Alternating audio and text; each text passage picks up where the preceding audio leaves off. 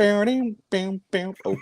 Hey, everybody, welcome to Fins Talk Overtime on the Fins Talk Sports Network. Thank you all for joining us. My name is Bobby Melendez. I'm your host, joined by the one and only Bret Lagasse. Bret, it's been 24 hours. We were on the post-game show. How the hell are you? Oh, man, I thought like more reflecting would help, but whew, I guess not. But I'm good. The Dolphins don't decide my mood for the day, though, so. There you go. Evan and Steve are already in the comments. Steve, they're talking about being tardy. The Fins Tardy Sports Network, huddle up and wait. I am not. My mom had me checked when I was a kid. Oh, wait a minute. Oh, hell no. Oh, man. Some views on this show are not reflective of the Fins Talk Sports Network. Disclaimer. All right. We're late, according to Bret. It's Chris Greer's fault. Producer's already in the comments. It is. All right. It is Chris Greer's fault. Everything's Chris Greer's fault. Man, all right. So we were on the post-game show yesterday. We had Justin, JPF Scott. We had Evan, you, me. You wanted to get on there because you were fired up, as we all were. Josh, thank you for watching. So it's been that's more than 20 hours, more than 24 hours. But Dolphins lost yesterday 40-17. Teddy Bridgewater out the first play by a flawed protocol. They were trying to fix it. Again, NFL is reactive instead of being proactive and made up some stupid thing. And Teddy's out the whole game. He didn't even have, they showed the video. He didn't even limp. There was nothing there that showed a sign of a concussion. A stinger, maybe, with shaking his hand, but. Well, yeah, but not enough to reflect the concussion. I mean, he gave a thumbs up like 3 times. Who knows what happened there? Anyway, it's a flawed system. The NFL, I think it was a giant middle finger to the Dolphins, really. Ooh, well, hey, could be. Hey, you make us go through all this. Skylar Thompson gets put in, 3rd string quarterback, 7th round pick. Doesn't have for a 7th round pick, doesn't have a bad game. I don't know what other people were saying, but considering the circumstances, not having your left tackle, having a crappy right tackle, having a joke at the left guard, your defense was whatever type of defense that is. I mean, it's supposed to be this elite defense. It's subpar, but anyway, we expect more from our 7th round pick, more than we do our 1st round pick, but I'm not going there. Anyway, so Dolphins started the season 3-0. The fan base was on a high. The Zoo Crew, Tua, Tyreek, Jalen Waddle were on the top 5, with the stats and whatever. It's very sexy, very nice. But Tua's out. He's injured. Again, whether it's your back or your head. Tyreek is hobbled right now, his foot, but he should be good to go. Waddle is an afterthought in this offense, whether you want to say Teddy doesn't look his way or Skylar doesn't look his way. Obviously, he has chemistry with Tua. This defense is subpar. Same thing as it was last year in the first 7 games. Now the Dolphins now are from 3-0 are now 3-2. Sounds right. What's happening right now, Bret? You kind of the wheels are falling off right now. Okay, you said we've seen this movie before. What are you talking about? We have seen this movie before. And first of all, thanks guys for joining in. Evan, as usual. Steve, smart guy. Josh. We've seen this movie before, and I'm not comparing the coaches, so don't kill me, don't come for me, whatever. You already come for me, doesn't matter. It's 2018 all over again. I mean, it's like we won the first 3 games, right? Do you remember the game against the Raiders? It was a battle back and forth, and it wasn't a pretty game. The Raiders were kind of in a transition at the time with Gruden, and the Dolphins squeaked out a win there. And week 1, you remember that whole delay against the Titans, and Miami came out victorious on that one. First game of the season, yeah. Right. It felt like improbable ways of winning it. Like, can they consistently keep this up? People were hyping up all this stuff. All the issues were still there, but nobody was talking about it. We had all this speed on offense, Shaquem Grant, Albert Wilson, all these playmakers. And then we had to go watch them get pummeled on Thursday Night Football. This sounds familiar, right? Except they didn't get pummeled this time, but they lost Thursday Night Football. And then against the Patriots, 2018, against the Bengals this year. Then they lose to the Bengals. I remember that Miami was winning that game, and it all fell apart. And I think Tannehill got hurt that game. But the Bengals came back and won that game. This time, we play the Bengals first, but then we get pummeled by the Jets. So after we go 3-0, we get pummeled by a divisional opponent. after beating a division opponent earlier, but we get pummeled by a divisional opponent and lose Thursday night football on the road. Like we weren't prepared Thursday night football again. I mean, like Adam Gase's teams were sloppy. They made a lot of penalties. The Dolphins had 11 penalties Sunday. 11. It was freaking insane. Like they weren't ready. A boot action with your glass backup quarterback. Like nothing, no disrespect to Teddy, but dude has got injury history. He got hurt last year. He got hurt with the Saints. Like I don't think he's ever completed the season. So, and that's who we're going to rely on. So we're going to do a boot action to start. It feels like the wheels are coming off. It feels like the injuries are too much to overcome. And who was the GM then? Chris Greer. Offensive line was bad. We relied on injury-prone offensive linemen. Remember Ted Larson? Remember who else was on that offensive line? It's been so bad now. But we had so many injuries that year. We lost Albert Wilson. We had another similarity. 2018, we had an NFC North opponent, the Bears. Remember Albert Wilson's big game that he hurt his hip? We won that game in overtime. And then guess what? 6th game, we had an NFC North opponent again with the Vikings. Are we just repeating history? Is the NFL just playing a joke on us at this point? Like we're supposed to have this offensive genius again, and here we are. But we're not blaming the coach this time.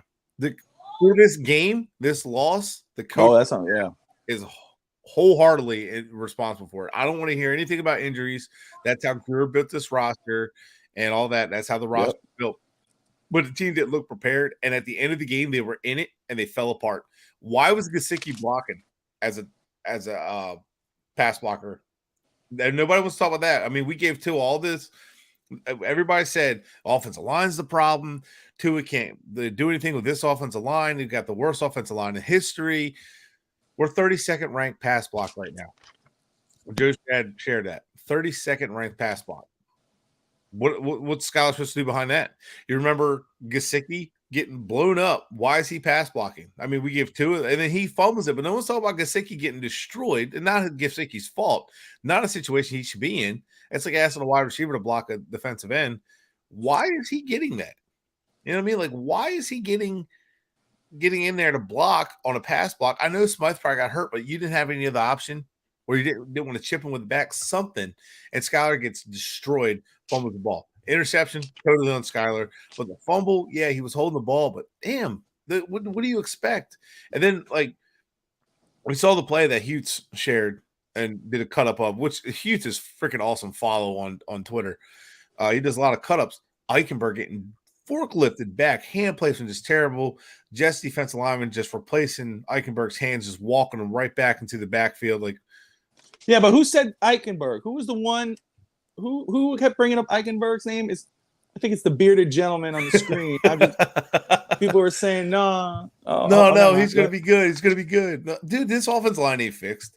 Smart Guy and I have been having a lot of conversations back and forth. Greg Little, he showed me a graph. I shared it. He showed me the first 5 games of last year. Jesse Davis and Greg Little are the same thing. They're the same. They're performing the same way. Like, it's just as many pressures as hits. I see you, Cat. So it's like, what are we watching? Like, we didn't fix the offensive line, and Greer's getting this pat on the back. If Greer never got Tyreek Hill, I guarantee if Greer never got Tyreek Hill, and we were 3-2 right now, and this debacle happened, everybody in this fan base would be just hammering Greer right now. Guarantee it. If we never got, because that was the only thing that made everybody's like, oh yeah, I like Edmonds. Everybody that was hot on Edmonds is dumping on him already because he hasn't been effective. I think I said that before, that Edmonds is an okay back. Mostert is probably our most effective back. Remember, that was the most exciting back out. That was the back I was most excited for, was Mostert. And look what he's doing. What's the 38 yards. Or no, he had 100. Huh? Yeah, he's our most effective back, but what's the asterisk? Oh, the asterisk, the injury history, and you can't run them, which we've ran the ball 23 times, 18 times, 17 times, 22 times, 26 times. And we've talked about they are one of the last teams in football in rushing attempts. You know, they're one of the last in pass rush. They're one of the last in turnovers. You know, they're at the bottom of the league. They were 16th in scoring defense. Now I get it. The last 3 touchdowns were offensive turnovers. I understand. And the score wasn't always indicative of how it went, but they punched us right in the mouth. Everybody forgets, I guess, about that 15-yard touchdown by Barrios. that was just a smack in the face. Not disrespect by the Jets, but it was just kind of like they're just punching you in the mouth with a bunch of like average players like Barrios, and Hall was down our third. Now Hall's a good back, don't get me wrong. Wilson didn't do shit. I don't want to hear injuries about the secondary whatsoever. Wilson didn't do shit. He had 210 yards, and 79 of those 210 yards were from that one completion to Hall. Brees Hall was the Jets' offense, and we couldn't stop him. And he just punched us right in the mouth. And that's why I was so pissed off when the Jets drafted him, dude. But no. I just want to Cap for life, man. I see you, brother. Thank you for watching. But yeah, you're just talking about what McDaniel had said today. Speaking Monday, Mike McDaniel said Tua is not ready to do football stuff yet. Didn't rule Tua out, but Monday's presser didn't instill much optimism. Tua is not going to play.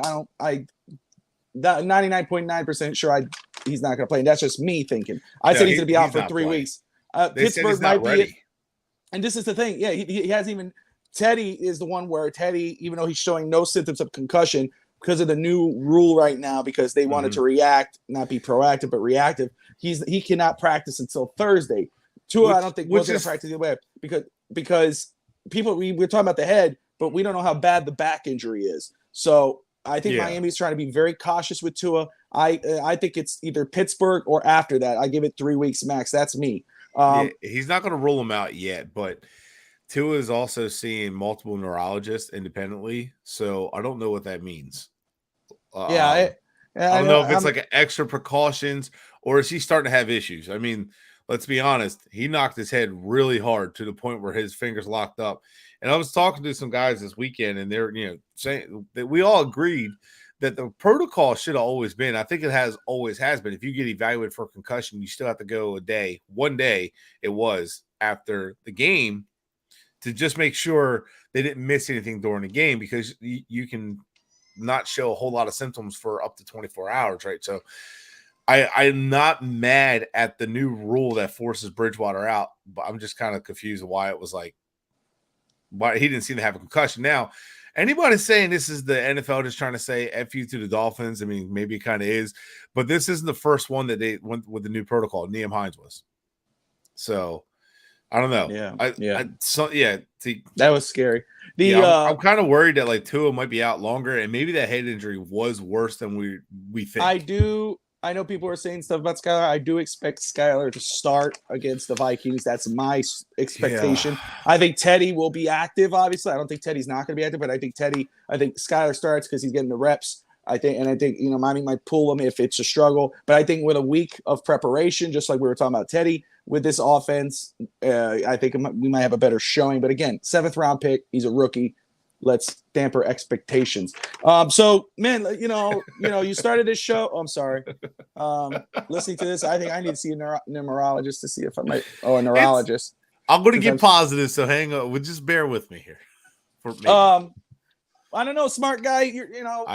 Especially if he's not practicing throughout the week, he could start on Thursday. But of course, he knows the playbook. You might be right, but I expect Skylar. What's might be the silver lining, or maybe completely disastrous. It's like we're riding a fine line on this season. That Teddy, if he doesn't start till Thursday, that could be a disaster. Or if he doesn't practice till Thursday, doesn't get the game plan down, that could be disastrous. But I don't know if he may still be allowed to film room and stuff, so maybe that's different. But Skylar getting the reps all week could be good if Teddy can't go or Teddy gets hurt again. So that might be like the silver lining there, but how well that's going to work out, I don't know. He's a 7th round pick. He needed to develop, but I mean, he's fun at least. But he's a ballsy guy though. He is ballsy, but let me just say this with, you're having Evan say he's going to go see a neurologist. You're having Alex freaking out behind the scenes. Can Miami get back on track? Is the season lost? Are you waving the right flag? No, I'm not waving the white flag. No. I'm not like, saying that this is over. I'm not saying that we're going the right way. The wrong direction. I'm just saying we need to tread lightly. This is a thin line we're riding on right now. Right now, McDaniel has to sit back and figure something out. One of the guys I learned a little bit from, one of the things he said was after 4 weeks, he was telling me this about like week 2 or 3. It was after week 3. He said after 4 weeks, you have a better idea of how teams are running and you can have a better game plan. And he believes that the Jets just had the better game plan. And I had to agree with that. And that the Bengals had a good game planning defensively against the Dolphins offense. They were taking things away that took things away from Tua, took things away from Bridgewater, and the looks were there, but they disguised them. So I think it's only going to get worse. The Vikings are a good team. They're not beatable. Don't get me wrong. Like, if we had a healthy team that you think we could beat them, but that's the thing that's going to like kill me right now.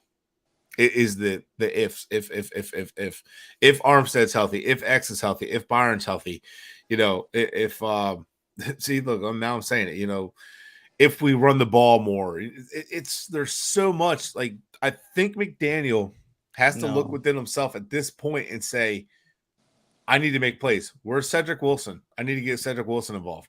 Everybody's going after Waddle. Everybody's like, Waddle has been only 5 catches without Tua. The chemistry's not there with him. The timing's not there with him. Get Izukama on the field. Bridgewater and Skyler have more connection with him and Wilson. Get them more involved.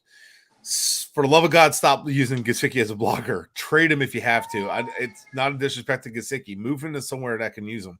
But McDaniel's got to really look inside himself and say, I need to coach this team better. I'm going to need to have a better offense, and I'm going to have to run the ball more. Good job, man. If we score more points than the other team, we win. Yeah. But I feel like don't look at. I mean, look at points. Like, we haven't scored much. We can't score points, and everybody mad at Sanders missed a 54-yard field goal. Fine, but how about the offense moves down the field a little bit more? Because if you can't, my opinion is always been that's a fair point. If you have to go for a 50+, your offense already failed. That's my opinion. That's a fair point. That's fair. The field goal attempts should be in the 40s. That's just my opinion. Every now and then in the 50s, but like, I wanted, when Evan was pointing out his Jason Sanders field goal attempts, I wouldn't be surprised if he is higher up in the league for 50-yard field goal tries.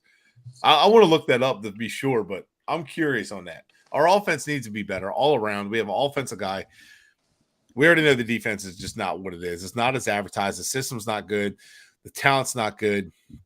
Just like it's mediocre linebackers. It's mediocre on the edges. Like, there's nobody that takes over games, like there's nobody like that. And we've missed out on guys like that. And Evan, I see you saying blame Tanner Connor, a undrafted rookie was on the field because we have 5 tight ends on this roster and not a damn one of them are healthy.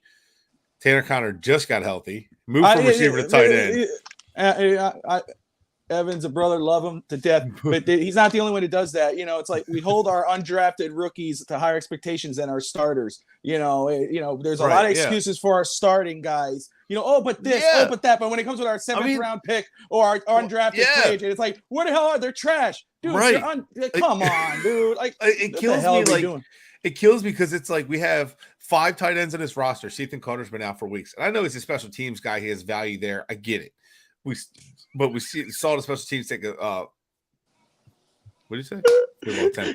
He's clarifying.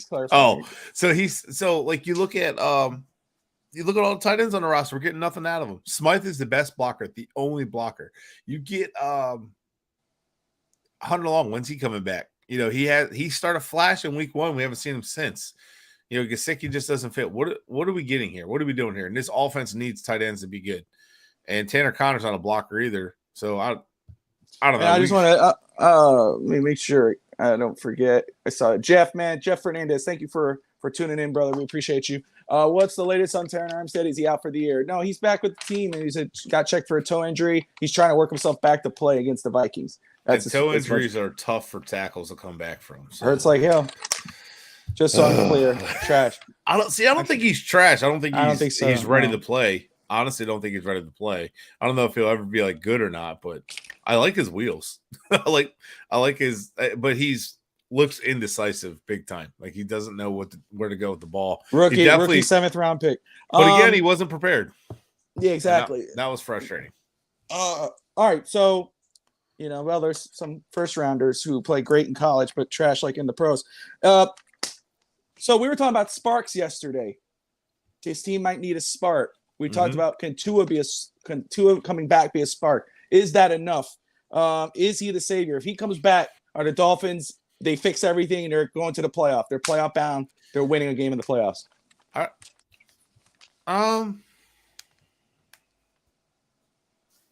Is Tua enough to spark it? Well, I mean, we win with him, right? He's efficient. So it's game manager. If you take the fourth quarter out, his numbers aren't beautiful. They aren't sexy, but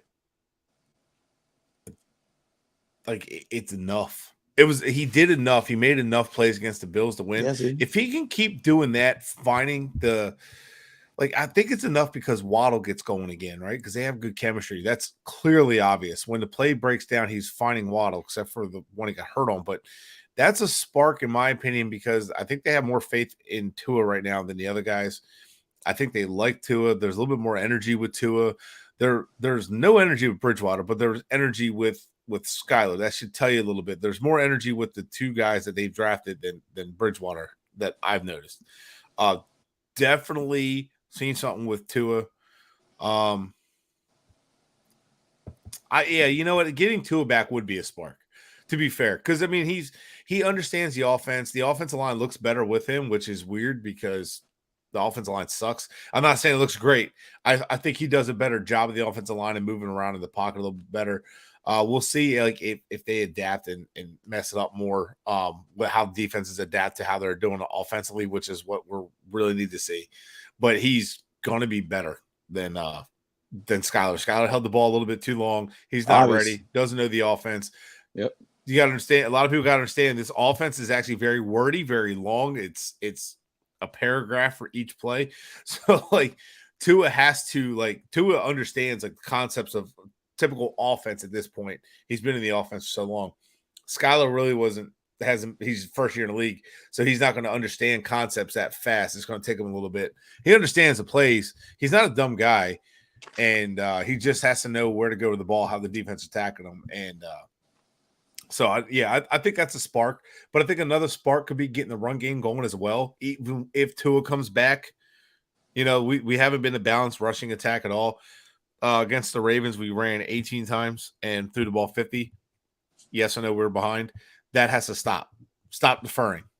Develop a run game. Get Izukama up on the roster. Trade Cedric Wilson. I don't know. We are not getting anything out of our signed guys. We're not, except for Hill, we are. But we're not getting much out of these guys. And honestly, Teron Armstead hasn't looked all that impressive at left tackle when he's on the field, probably because he's playing through injury. So get Mostert more involved. Figure out something. Find another blocking tight end. I don't know what you got to do, but figure something out there and get it going. Get another tackle on the field. Put Robert Jones on the field and get some heavy looks going. Brandon Shell, put him at right tackle. He was bad. Maybe he's better at right tackle. I don't know. I don't really know his history, but I think all the right tackles are bad. Just keep trying them out. I would just say no. I think you're right. I honestly, first off, we talked about a trade being a spark. Helping with the run game or linebackers or offensive line. Roquan Smith. Tua obviously is going to be a spark, right? I mean, the vibe of the team. Sorry, I missed this. I forgot. Jeff probably wrote. Jeff, the vibe's going to get better. That's chemistry. He's chemistry with Tyreek. That's an uplifting thing. Your starter comes back. I don't think anybody, nobody's going to compare Skyler with Tua. That's not everybody knows Tua is better in this offense. He's the 3-year starter. He's been in the league for 3 years. But yeah, he's obviously a spark. But I think the team also needs to make a move. You need to move Gesicki. You got pieces you could. Cedric Wilson. He's been. We spent money on this guy. Where is he? I know he's been hurt. Anyway, ribbon toe. Move, try to, I think Gesicki's the best trade bait you got. I hope. I would try. I know, but you could probably. That's why I don't know if you can move him for a pick that's high enough for his value, but for a player. I think there's somebody who's coming up contract year where they just want to move him for a late round pick where they wouldn't mind swapping player for player trades are a little bit more common this time of year. It's usually a guy who's not getting a lot of reps here, guys not getting a lot of reps here. Let's swap them, maybe picks at it. I, for one, would still like Kareem Hunt or Roquan Smith. Give me Kareem Hunt, and he'll be our every down back. Mix in a little Mostert. Trade Edmonds if you have to. Keep Edmonds as a third down back, and move on from Ahmed or probably Ahmed, because I think Gaskin's just more consistent. I know Gaskins just seems to be more consistent. So keep him, and then just that gives you 3 good backs, 3 stud backs. Or honestly, they put in Edmonds is struggling. They put in Gaskin, so maybe just trade. I would trade Gaskin or Edmonds and Gesicki, see if we can get Hunt, or I don't know, something. Yeah, it has proven to be costly, Neil, because like, what's up, Neil? What's up, all bro? that money now we can't even roll it over. So I don't know. Agba needs to play more. He just needs to play better. I mean, the whole pass rush has been subpar. Where's it been? Year. That's what I'm saying. Where's Holland been? Where's Phillips been? You know, past 2 weeks, where's Waddle been? And he's been good up to this point, so I'll give him a break. You know, losing Tua, that's more affects him more. What Holland? I need you to step up. Phillips needs you to step up. Your draft picks, your highly draft players. Eichenberg, you're a 2nd round pick. What have you been doing? Jackson, you've been hurt. Like all of our draft picks, like where have they been? No Igbenogany. Didn't even know where he was. Tyreek was in a left boot. I haven't heard anything about him. He's expected to play. Yeah. All right. And Byron Jones, when the hell are we getting him back? Is Byron Jones going to Will Fuller us? Probably. And when did we extend him to? Don't compare Mahomes. Stop. I hate when people do that. Oh, man. Mahomes has earned a bad game. He's God done so much in this league, Evan. He deserves a bad. Bad games are going to happen. It's just when you compile them. Yes, Neil. Yes, the Eichenberg experiment is over. 100%. God, get him out of there. Dude, put Austin Jackson at left guard. Dude, so smart guy and I were talking about this. You just watch what Hughes shared. Watch the drop I know you by are. Tanner Connor, that play. You just watch oh my God, it's so embarrassing. The Jets defensive lineman. Now the Jets have drafted better than us, I think. No, can I on Fitz Talk today? You know the Jets free agency. Everybody was laughing at him. Tyreek chose the Dolphins because of state taxes. You know all this whatnot. You hear all these things, and I think Tyreek was closer to picking the Jets than people think. Yeah, but he said it. You know, he just picked Miami for state taxes. But the thing is, everybody was laughing at the Jets for free agency. But if you go look at their draft class, and obviously they had more picks because Miami made the trade for Tyreek. But I mean, Wilson, you got Gardner. They had a very good draft class, and so far the last past years they've had a very good draft, and it showed on Sunday. And Salah's a heck of a coach, so we'll see if it comes to fruition. But their line is so much better defensively, and like their defensive lineman just reset Eichenberg's hands. Eichenberg's hands are so slow and not aggressive, and I need dogs on the offensive line. I need guys that are just ready to rip your head off. I need guys that want to get aggressive. Hunt's been doing that. Williams does that. Hunt is doing well, and I like that. But I wouldn't see that much from Armstead. But I'm not overly concerned about Armstead. Like why he's not playing good. It's just the fact that he's not playing good because he's banged up. But like. Yeah, I'm not worried about Armstead. But I know who he is. His injury is. Yeah, exactly. But I wonder if you get him a better left guard if he's not freaking hurt. You know what I mean? Because Eichenberg just gets blown off the ball. And I'm so tired of guys that are not dogs. I wanted Derwin James for a reason. I like Slater for a reason. Actually, you know what? Rashawn Slater, you're talking about the tackle. Yes. I liked James Daniels that played for the Steelers from Iowa. I liked him just because he has some nastiness. You know, like guys like that have nasty. That like, did you see what he just did to the Bills corner that hit his quarterback?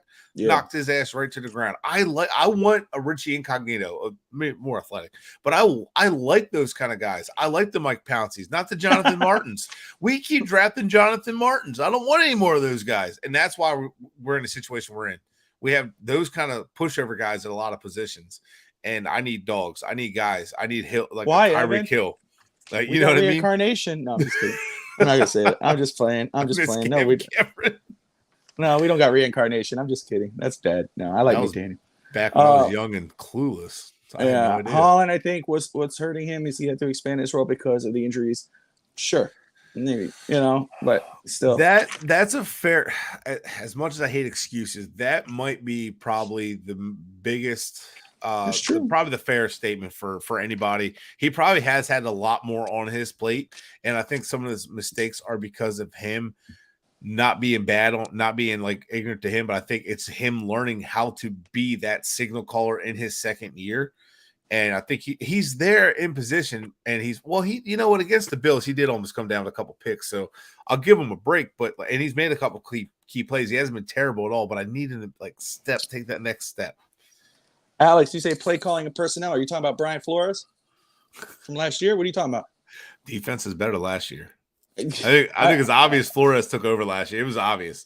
Boyer ain't the guy, man. No, I think we figured that out. I think we figured out who was the actual play caller and of the reason why the defense was elite the second half of the year. All right, to be fair, to go back on my statement that teams' defenses need time to adjust after the first 4 weeks. They have film of you. They can figure you out a little bit better. They can game plan better. This should have been a good game plan for him on the 5th game. Let's see how he game plans against this Vikings offense, hopefully with X back, because he's going to need it. X has played throughout the season. He just missed last week. Right. The Dolphins and defense haven't been great. Even with him, he's out last week. But I'm just saying, let's see how he game plans, because what I'm saying, the first 4 weeks, defenses are trying to adjust to new offenses that they don't have much film on, so they're trying to adjust to figure it out. Let's see how they do this week, but I'm not holding my breath. He better have a good game plan. I'm not either, because it's the same defensive staff as last year, and most of the same defense minus Melvin Ingram and watch the tape of the Packers versus the Vikings. Do not fall into that trap of zone coverage, because the Vikings tore it up. Jefferson feasted on it, and Jair Alexander, one of the best corners in the league, was not covering one of the best receivers in the league. I want X on Jefferson all game long. Do not change it up. And I want Cater Kohu right around him. The Vikings game, and we were talking about it, and I want to get to Mike McDaniel before we close that out. But Vikings, if Teddy starts, God willing. Don't remind me, Neil. I've been asking for linebacker for years. Sorry, go ahead. Yeah, it's true. Neil's on a roll. Neil, man, that's our brother right there, man. Goon Squad. Get him on here soon. Yeah, 100%. But the Vikings, obviously if Tua starts, the vibe is different just health-wise, but I don't think it's happening. But if Teddy starts, do you think Miami has a strong chance to win that game, or do you think it's still it's a tough sell? If Teddy starts this week, I don't know. I think it's half 6 in one hand, half a dozen the other. I think obviously Teddy gives you a better chance to win this week against the Vikings than Skyler, I think. But I mean, I don't know. I haven't seen anything from Teddy yet. I haven't seen do much other than what we saw him do against the Bengals in limited action. So I can't really say, but nothing from Teddy has looked good all the way from preseason to now. Although he didn't look terrible against the Bengals, but it wasn't flashy. I don't know. I think Teddy gives you a better chance than Skyler, but if Tua comes back, I think we have a really good chance to win. If Tua's not back, which he's not going to be, I don't know. I think we can squeeze it out though. But I mean, it's Kirk Cousins. I think we can confuse him. We can force him into mistakes. But you have to game plan like you used to do. But I don't know that he does that. But I think we could win with Teddy. I just don't feel all that confident in it. Yeah, it's just the team's really banged up, man. I think you have a better chance against the Steelers, who, again, I don't want to sleep on the Steelers either with that defense. You could talk about the offense, but the defense is legit. And again, both games are in Miami. That is a bonus. Right. I think 27-21 might be. I would like it, but I don't know if that's plausible. Right. Especially the way the team's been playing. Okay, is the honeymoon for Coach McDaniel over officially? No, God, no. Yeah, no. Look, McDaniel needs to be better. His offense needs to be better. He needs to game plan better. He needs to get the team more prepared. But it's his 5th game as a head coach. Yep. Relax, people. Zach Taylor should have been fired after his first couple of games. Then, good God, give him time. Oh yeah, no, I don't. Let him figure it out. You know what I mean? I think the NFL media hates him more than the Dolphins, but nobody hates him in Miami. Nobody should. I think. I mean, give McDaniel time. He's still a smart guy. Is the team well coached? Not at all. In fact, retaining Crossman and Boyer, I don't even think it was his call. I think that was Ross kind of like, hey, let's we were this close last year. You know what? Let's just change the offense. We're going to keep this defense and special teams same. All we need is an offensive guy. We'll just revamp the offense and exactly what they did, revamp some of the offense, and we're going to go ahead and keep the defense the same and run it back. But so it's not necessarily a match with Boyer. He wanted Fangio.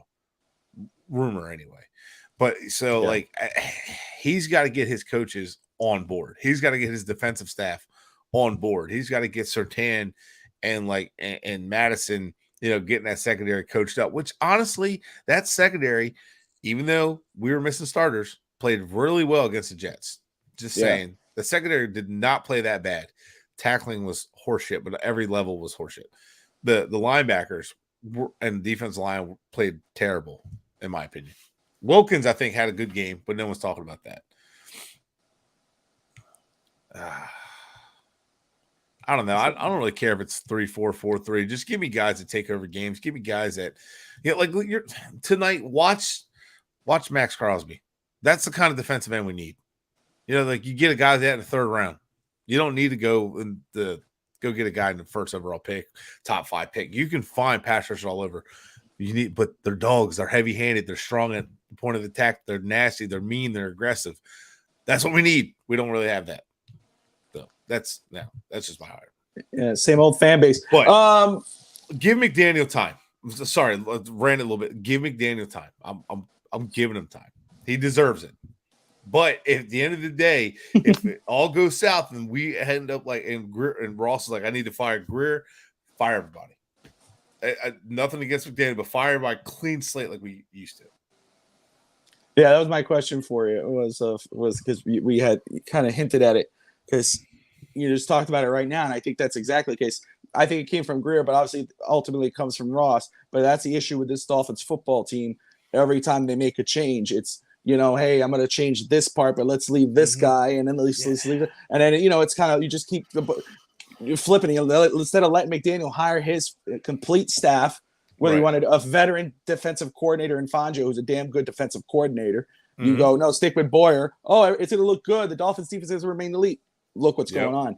If that's why, if they fire Greer, in which, I think the Dolphins season's not lost. I think Dolphins will go to the playoffs. I still think there's an absolute chance that goes down because the team is too damn talented despite the holes to miss that. It's just that's going to bite their ass when it comes time for playoff time.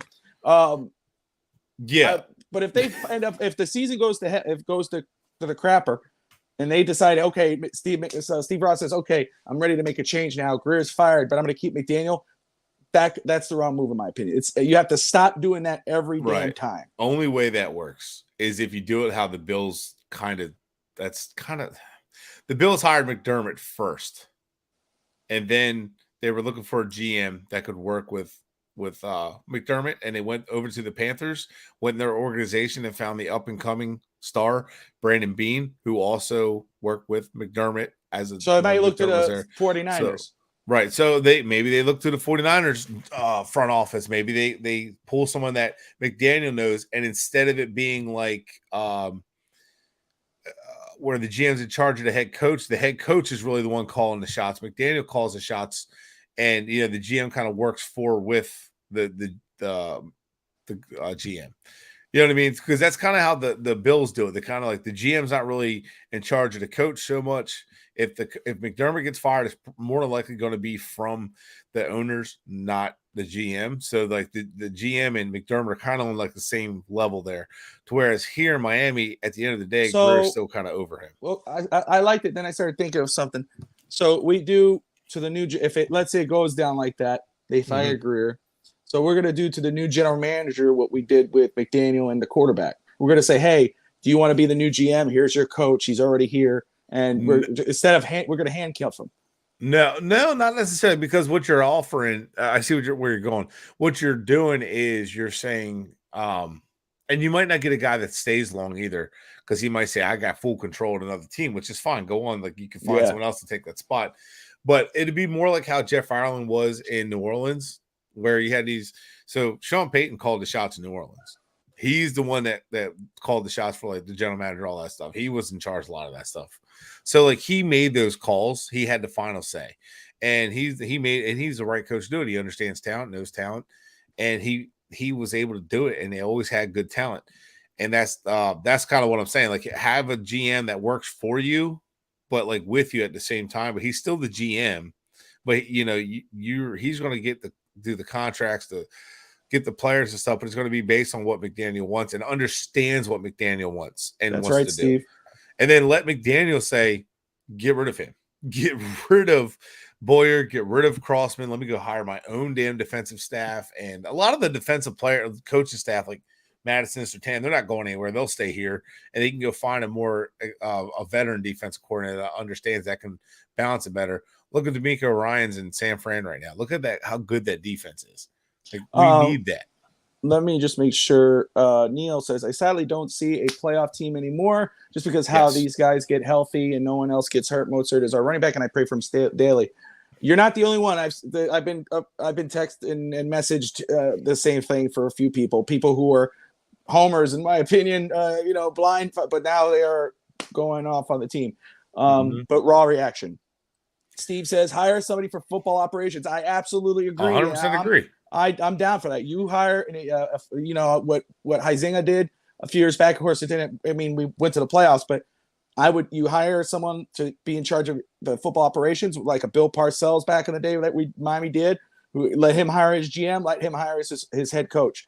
I'm for that, and I like McDaniel right now. McDaniel, I'm telling you, throughout the off season and what he's done the first part of the season, just the vibe you get from the football team, I like him. But I'm not for, if we're going to start firing people again, I'm not for handicapping. It's done. No, that's a losing formula. Just cut it out. My Alex says, I trust the eye for talent McDaniel has. I don't know what that means. I think McDaniel understands talent, knows talent. You guys got to remember, he used to coach guys at a really low level, like high school, do the camps and stuff. He knows how to evaluate talent very well. Coaches know how to evaluate talent. But they're just not in the field working constantly. But he understands what scouts are showing him, and let him hire a staff that knows what he's looking for. Miami Heat style corporation. I saw that comment that it could work. Like we see that in the NFL. Look, the Patriots have been doing it for years. They just find their type of guy. It works. The Steelers. The highlights your own comment. You're petty. You're so petty. The Steelers, the Ravens, they kind of do some similar things too. So it's the cooperation, and I think McDaniel signed on to a bad job in Miami. I think it was kind of like, fix our mess. You're going to fix our offense, and you're going to be handicapped with this defense. Well, but at the end of the day, if we have to make changes and McDaniel has to go, it sucks because I like the guy and I hope he succeeds later on. But I just think that's not going to happen. I just don't think he. I said at the beginning of the year, obviously, Miami, he didn't interview anywhere else. Miami said, bring him in. He's probably the only one who said, yes, I'll take Tua and I'll do this and I'll run it this way. And God love him because I just love the way he spoke. He is the Jim Caldwell. I don't know about that, but I get what you're coming from. I mean, I brought up David Cooley earlier in the offseason just because the way the stories come out with the Dolphins. I think it was a David Cooley situation. I just think he won the hearts of fans and the people in the organization, and that kind of gave him more leeway. I wish Jim Caldwell never left. Hell no. Yeah, I wish he stayed. Because he would have been running our offense, and holy hell. Man, we would have had Flores much better offense. Running, I know. I think Caldwell leaving, I think that really screwed Flores' offensive plan up. Because Caldwell is a bright offensive mind guy. He's a good offensive coordinator. So that's true. And where does that start, Jeff? Problem with Miami, we don't have quality depth at any position. That I'm afraid it takes a couple of years to achieve that. Yeah, but who's in charge of that? That's been a problem for years with exactly. Greer's been with this team. For those of you who don't know, Greer's been with this team since the year 2000 or 99. I can't remember. He left the Patriots working with his dad, and he came to Miami. Yep. He's been here the entire time. He worked his way up. Parcells got there, made him the director of scouting. Ross comes in, highly respects Parcells. And as Parcells is leaving, and he's looking for a guy, Ireland talked highly of him. And then when Tannenbaum came in, another Parcells guy, or someone that Parcells had worked with and Belichick. He had promoted Greer to GM, and then Greer got Tannenbaum fired and moved up the higher than that. And it's been the same issues. We saw Greer said it's Tannenbaum's fault. He got in my way. And Gase had the final say, it wasn't my fault. Then he had the idea to tear it all down, which wasn't a terrible idea. Get rid of the bad contracts. Great idea. That was a good idea. Rebuild and fix the lines is what he told the coach candidates. And then he goes hires Flores, and Flores and him. All of a sudden, it's Flores' fault. He got in my way. I got him the guys he wanted. He couldn't do nothing with it. He didn't hire the right offensive staff. Let me get another try with McDaniel. Like it's him. He's been the consistent common denominator the entire time. And I used to back him up like an idiot. So it's time to move on. There's a couple guys I'd go after. I'd go after Dodds and with the Colts, and there's another guy at the Ravens that works under DaCosta that's really good, really highly sought out there. I'd go after one of those guys that know how to draft, that know how to find talent, that get those dogs, get somebody like that, get me a coach that can work with them, and let's roll. Or Sean Payton. Oh, how do you? Oh hell no! No, come on! I'm gonna keep busting it out. What the hell? What did you do? All right, I mean we can. All right, hang on. Peyton Jackson, 23. Oh hell no! No, you're right. You're right. We don't have enough draft picks for that. Oh yeah, exactly. Wow. Oh. You just talked me into about keeping McDaniel. You got to throw Peyton and man. But you know, well, you talk about GMs very quick, and I know we're almost at the 50 minutes, but sorry, Reggie McKenzie and oh my goodness, I'm forgetting his name right now. Bean, right? Brandon Bean? No. Who's our GM? Yes, our assistant GMs. The one that came from Kansas City. Yes. Oh my God, he came from Kansas City and the Bills. Yes, he did. That's why I got Bean. All right, hang on. Marvin Allen. Thank you. Marvin Allen. There it is. Yeah. I mean, if you're gonna keep, let's say, if you're gonna keep, I see you, Evan. Give me 1 second. If you're gonna keep Mike McDaniel, let's say, right, Miami maybe falls just short of the playoffs, or they go to playoffs and lose, which to me is a failure. I want to win a game in the playoff. But if Miami decides, hey, you know what? Yes, we're gonna make a change at GM, but we're gonna keep McDaniel. This is the smart thing. Besides maybe finding somebody that McDaniel likes. McDaniel's he seems like a guy who makes friends pretty easily. If he likes Marvin Allen or Reggie McKenzie and they get along, does it just make sense just to promote one of them? Would you feel better? You know what? Marvin Allen was there when they drafted Josh Allen. He was there when they drafted Patrick Mahomes.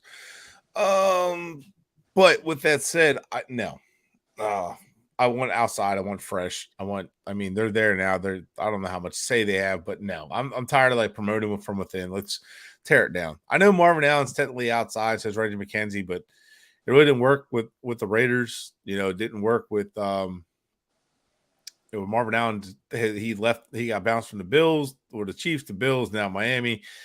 I'm looking outside the organization. I'll give them a fair shot. Don't get me wrong. Give Marvin Allen, especially Marvin Allen. If I was going to hire any of those three, Marvin Allen, I give him definitely a fair shot. Not like I'm going to interview you because, Rooney Rule. No, I'm going to interview you because I want to see if you're different than Greer, if you're outside the box than Greer. Like, what can you change? You've been here. You see what's going on. You know it needs to be. You tell me what you think needs to be changed, and I'll see if I agree with you.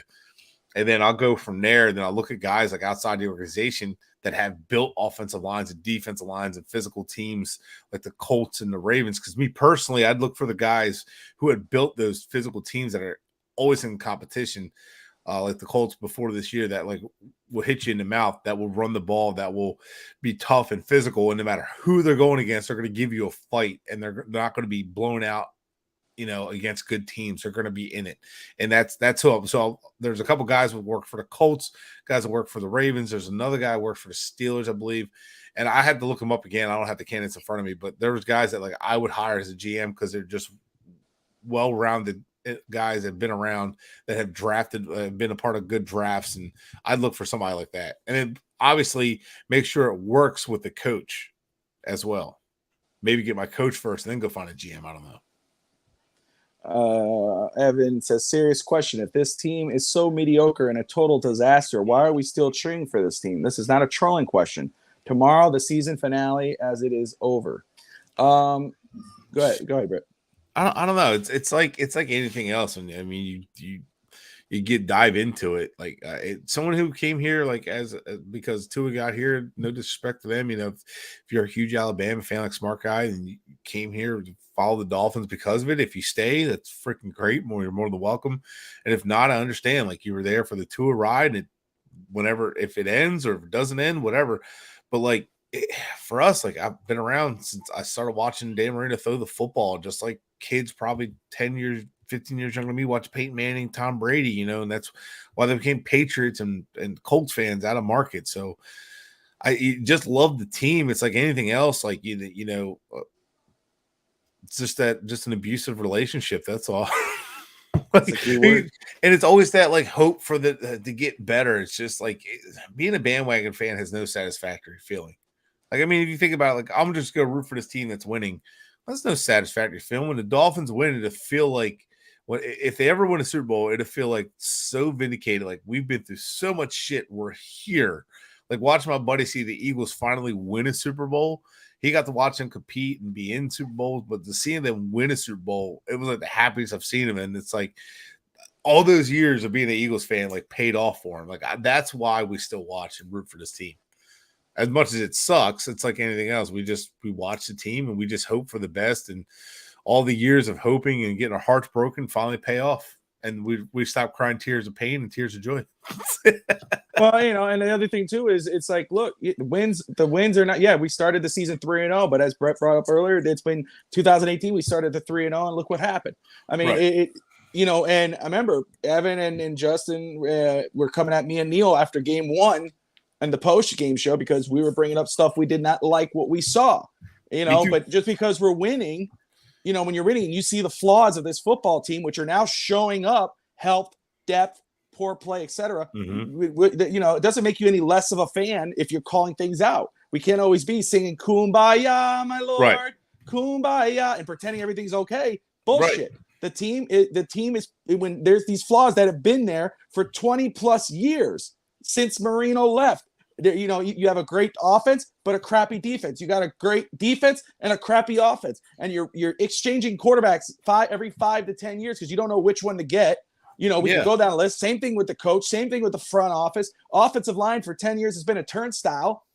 Right. You call that out just because, our offensive line is garbage. Well, did you look at this team's offensive line? I don't give a damn about that team's offensive line. I care about my team's offensive line. Our quarterback threw 3 picks, but this guy threw 5 picks. I don't care about the guy who threw. I care about our football team because I do love my football team and I will cheer my football team, but I'm going to call shit out as I see it. Doesn't make me any less of a fan than the next guy. I'm not going to put blinders on and sing Kumbaya freaking yeah.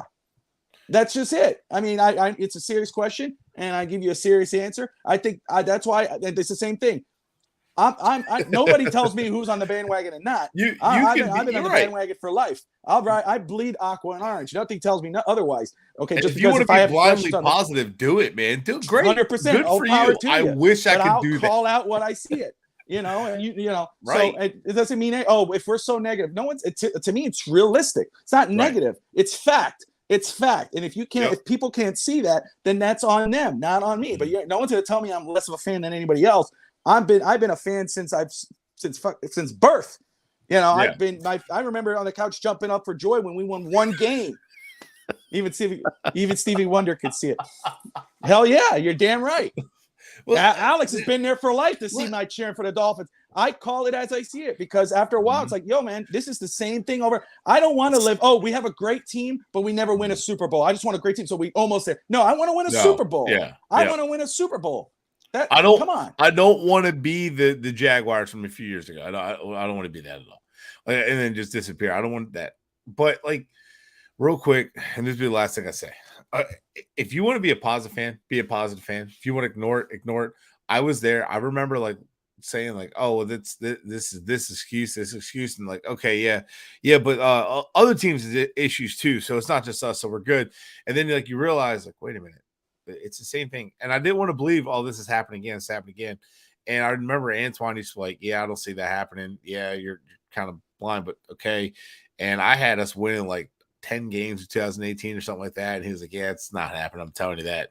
And then the season progressed. I'm like, oh my God, like this is not looking good. And I didn't want to see what was happening, but it was happening. And I didn't want to agree with it. And at that point, I started changing my standpoint, how my outlook was. And I'm not going to be that guy. I'm not going to do that anymore. Like, I'm not doing it. Like, I call it as it is, and you don't like it, whatever. Call it negative, whatever. But when the team does good, I give them credit. When the team does bad, I tear them apart. And even when the team does good, I still say, yeah, well, this and this is still might be a problem. So don't get too high on this because you're going to get your heart broken. But I don't know. I'm just going to keep calling it as I see it. Hopefully one day it'll be so good where it's like, yeah, I love the win, but I love the season. A couple things, a little tweak here and there, but that's the ride, man. Right. That's just the ride. Hey, champions weren't built on saying, that's good enough. Why are we not enough? You guys are more than enough. Oh my goodness. Anyway, look, we both have said the season's not lost. I think Miami's still going to the playoffs, but the holes are still there. It's damn frustrating already. And it's the same guy at the helm. And, everybody goes, oh, it starts with Steve Ross. Of course it does. But Ross is not going anywhere. He's giving it to his daughter. Chris Greer is the one who's running the football team in regards of getting the players there. And he's failing at that. He's been failing for 20 years now. I don't care how many people. He's just been a part of it. So it's just the same tune. From your lips to God's ears. But, the talent of this football team, Tyreek Hill has been as advertised. Mike McDaniel, right. Again, the different vibe. I know Evan brought up yesterday that he likes to see a little more emotion on the sideline. I get that point, but I just love what the vibe he's brought to this football team. That's what I still creative place. Still definitely creative place. And again, I mean, he's a rookie. It's the same thing as Skylar Thompson or Tanner Connor or whatever. He's a rookie. I didn't want a rookie coach. I wanted a veteran coach, but not that that's hammering him. But I'm just saying, he's going to take time to learn things. You got to give him chances. So this team, he has enough talent on his team to mask the flaws and to make a push. But there's flaws in this team that's going to eventually, I think, going to bite them in the ass. But yeah, you got your final word. I'll leave it at that. Mm-hmm. Thank you all for tuning in. Look out for some joyous shows tomorrow. Well, first off, Real Talk Fins Talk with Steve. And Dolphins Thirsty Rob, dolphinsthirsty.com is his website. And then, of course, you got the bandwagon, the Fins Talk Sports Network, the Fins bandwagon with Evan and Fish Tank Hank. I'm sure we're going to hear a lot about it. Neil, good night, brother. Thank you all for tuning in. Thank you, everybody, for watching. Josh, Smart Names, Evan, Neil, everybody. Thank you so much for tuning in. Steve, it's too many of you to name. We appreciate you guys, really, seriously. Thank you kindly. Thank you for tuning in. Smash that like and subscribe button. And most importantly, fins up, everybody. Fins up.